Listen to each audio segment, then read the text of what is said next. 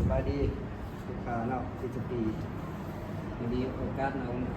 มารีวิวให้ลูกค้าจากเนาะซุปเปอร์เนาะทางแห่งนครหลวงจันทร์เลยทั่วประเทศลาวเนาะ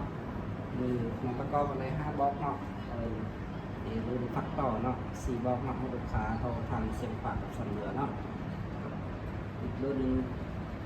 เป็นเอ็นซีเนาะเป็นลักษณะแบบนี้เนาะให้ลูกค้าเลือกเอาเนาะตามที่กล้องตามถังเนาะแต่ตัวเอ็นซีแล้วก็เนาะ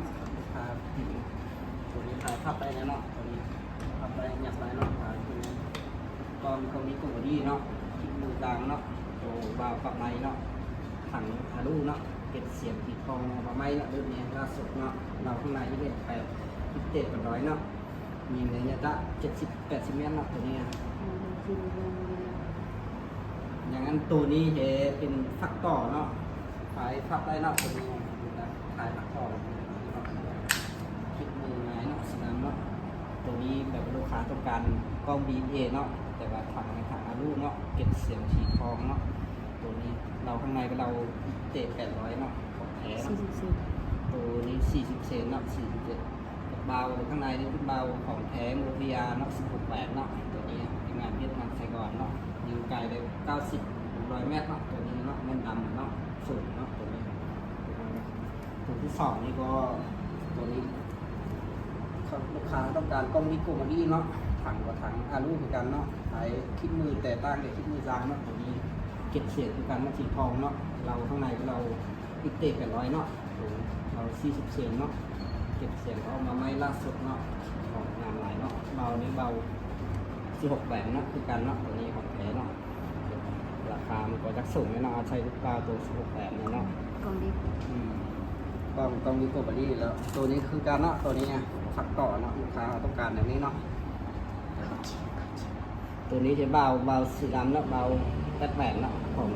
ธรรมดาเนาะเบาตัวนี้เนาะกล้องกับกล้องดีกว่านี้เนาะตัวนี้คือกันเนาะตัวที่2นี่ก็3มันดิตัวที่4นี่ก็ตัวนี้ก็เบาของแท้เนาะเบา16-8เนาะลักษณะนี้ตั้งแต่คิดมือกลางเนาะลูกค้าเข้าแบบหมักแบบไหนเนาะกล้องที่เวนะตัวนี้เราข้างในก็เราเตะ800เนาะราคาตอนนี้มันอยู่ที่ประมาณ9 ล้านเนาะตัวนี้มันมีซุ้มไอฟอร์มก็แถมปืนให้กับเนาะถ้าว่าลูกค้าในให้ประกันให้ปีหนึ่งเนาะถ้าลูกค้าในมันมีปัญหาอย่างก็ฝากมาทางหารเปลี่ยนให้ได้ทั้งหมดเนาะประกันเนาะแต่ว่าเครื่องมีความส่งให้ลูกค้าเนาะตลอดทางเครื่องกับลูกค้ารู้จักเนาะงานเพชรงานใส่ก่อนเนาะตัวนี้ตัวที่เฟซบุ๊กของน้องเนาะ PCP ลาวแอปเนาะตัววัดแอปเนาะ000เนาะ976เนาะ8822เนาะทางเลยสุดโลกทางไหนก็แฟกมาเนาะทางเฟซบุ๊กทางวัดแอปอะไรเนาะโทรมาหาเพิ่มเติมอย่างมันละเอียดกว่านั้นเนาะแล้วเลย